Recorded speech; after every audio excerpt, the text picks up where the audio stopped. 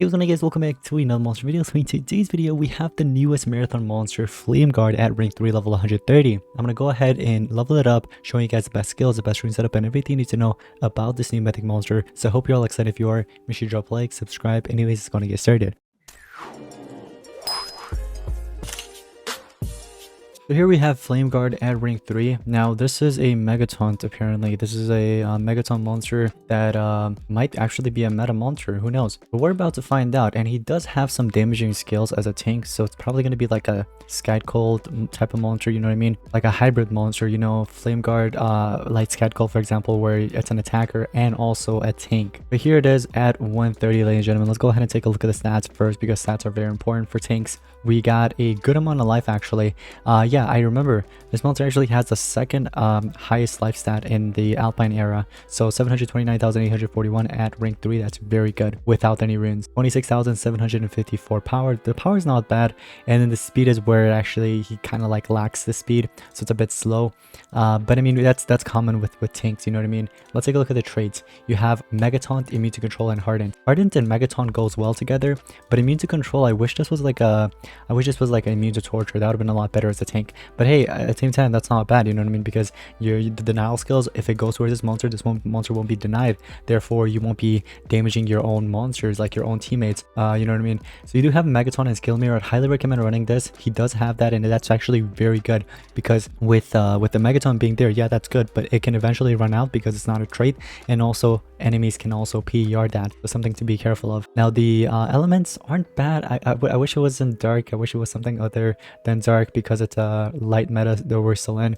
Let's take a look at the other skills. Moderate fire damage to all enemies, applies ignite to all enemies. I like that. Cool. And then you have counter offensive, which is a 50% life shield and double damage to itself. Interesting. Okay. Let's see what we have here. Massive dark damage to one enemy, applies bleed to one enemy. And then you have a skill mirror and damage boost to itself. I wouldn't really run that. I mean, if you want, you can.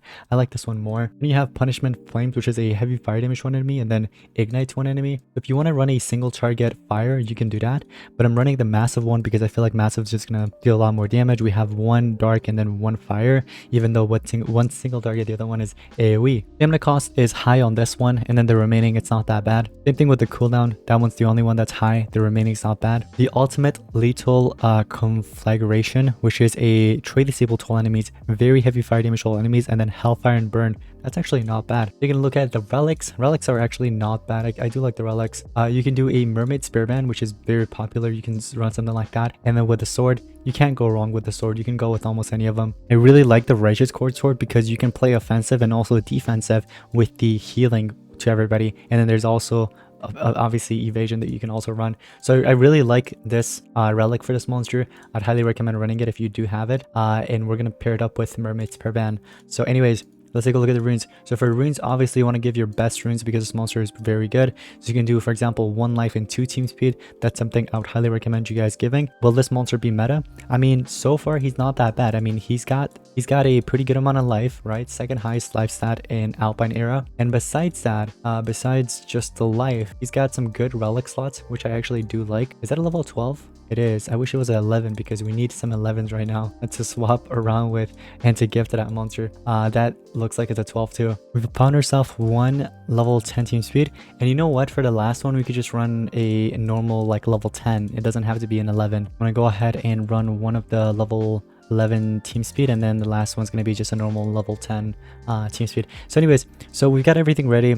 This is something that you can run for the runes. You could do 1 life and 2 team speed, which isn't bad. You can also mutate them with like life as well. That I'd highly recommend doing so. And what we're gonna do is actually take it to PvP. And you know what? We can actually pair it up with the team that's already set up. There it is. So we have our tank, and then we have obviously our attacker and our supporter, which is not bad. So I do want to check the speed here real quick. We've got 30k speed. This monster's too slow. So why don't we actually make this monster faster? And that actually boosts up a lot. Although it's still not enough because this monster is just, oh man, the canine is just too slow. All right, so that should actually be good enough. and we're just going to take in the first turn, obviously open up the path and everything, just so that we can actually eliminate the main threat with our attacker, and then from there it should be pretty easy. So yeah, it's actually 37 to 36k speed, which is actually just amazing. That's exactly what I wanted. So we're just going to do the double damage, and then we're just going to pierce through and eliminate the main threat, and then obviously he's probably going to come back with an SN, but that's completely okay. Oh, he didn't. So here, look, okay, let's actually let this other monster get a turn in, because that, I don't know why players still use Slumster, because he just like, he dies so easily. I just don't understand. Like, there's better monsters than Slumster now, you know what I mean? For it's been like that for quite a while. So look, he just did a AoE skill, and that went towards my Megaton. So that's basically the purpose of him in the battle. He basically will support you in battle. He's the one that's taking in all the damage. He's going to be tanking all those damage in, you know what I mean? Whether it's single target or AoE, everything will go towards him, unless the enemy has pierce or cold blood. So you gotta watch out from things like that. But anyways, I'm gonna go ahead and actually add these to queues, and might as well do it, and that's all set. So let's get into another battle here real quick.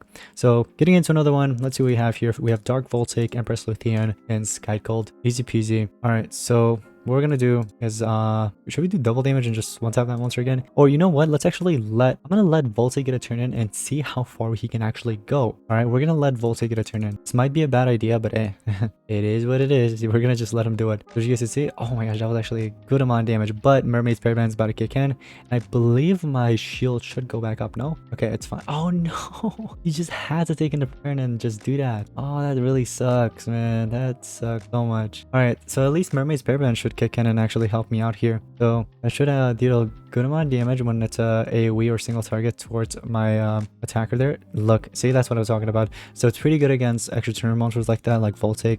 The AI, they're a bit dumb sometimes, so you can definitely defend against that, I would say. So that's pretty good. Now he gets a turn in here. What's the best thing to do? You can either attack, or if you don't want to attack, you can actually do a Megaton and Skill Mirror like this, so you can regain it. I really like that red effect. I think that's very cool. But anyways, what we're gonna do is just do Armored Pick, eliminate the tank, because that's the main threat, and that monster is not that bad. We can easily get rid of her. Now I'm gonna get a turn in again. I was gonna get a turn in again with Flame Guard, but it's fine.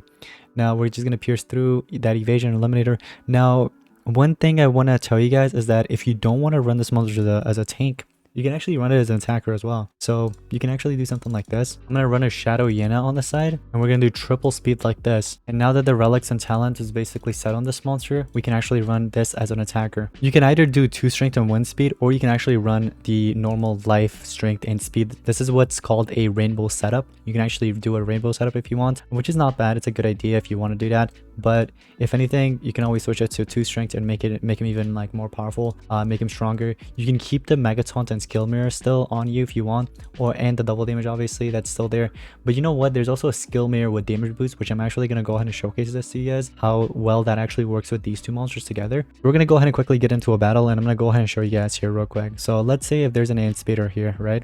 What we're going to do is quickly PR and trade disable that with this skill right here. So let's say there is that Anticipation, we get rid of it, and then whatever he does, we'll just let him do that. What we can do, if they regain that Anticipation, which let's say if this monster were to help it and just any did, you can always just go ahead and trade disable again and basically do something like this. I'm going to do 2 extra turns here like that, and you can basically just go back and forth until you're able to turn transfer again, which right here we're able to.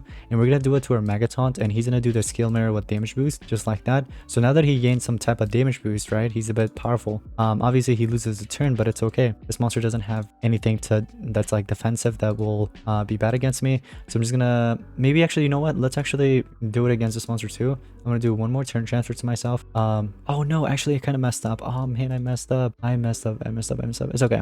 So what you wanted to do there was to actually turn transfer over to your attacker. Therefore that Skill Mirror will trigger, and basically what happens here is that he gets a turn in, I get a turn as well. Look at the turn on top. It's supposed to be Ural next, but nope, wait for it. Look, it's about to be Flame Guard. There it is. So what you can do is continue cycle your turns here like this, just like this. Yep. And basically I could have had like 2 extra turns or something, or 3. Now I'm only gonna have 2, but that's okay. 2 is still not bad. We might be able to pull a 3 here, maybe. I think no, we can't. Unfortunately, we ran out of stamina. Maybe split some like mutated runes would have been helpful. I only have 1. Anyways, we get the turn in. Look at this damage, guys. This AoE damage is just powerful. Look at this. Ready? Boom. Look at that damage, and it eliminates everybody. Now Ural came back, but that's okay. Shadow Essence is gonna just kick in and eliminate everybody. Easy peasy. I gotta say, he's actually a very good attacker. So if you want, you can run him as an attacker, but the only issue is his element. I would say that's the only thing that's kind of like slowing him down, that dark element. But if you know how to correctly use him, you can run him on PvP if you want, but there's obviously still Sky Code that you can run instead. Like for example, the first player right now is actually running it at 150 as a tank. Obviously you can do that. I accidentally visited that player. I just meant to check your defense team. Whoops. All right, M4, so I'm gonna go back, turn home. But anyways guys, so like I said, you can run him as a tank or attacker. It's kind of like Sky Code, basically like a Sky Code 2.0 with just different elements, you know what I mean? But pretty good monster overall, not bad, pretty decent, you know what I mean? Worth the rank 3 and 65 laps, I think it is, or 60 laps, worth the 60 laps, so pretty good overall. But let me know in the comments below your thoughts and opinions, and that's going to be pretty much it. Huge thanks to Bunky again for letting me borrow her account to review this monster for you guys. Thank you all so much for watching. I'll see you in the next one. Peace out.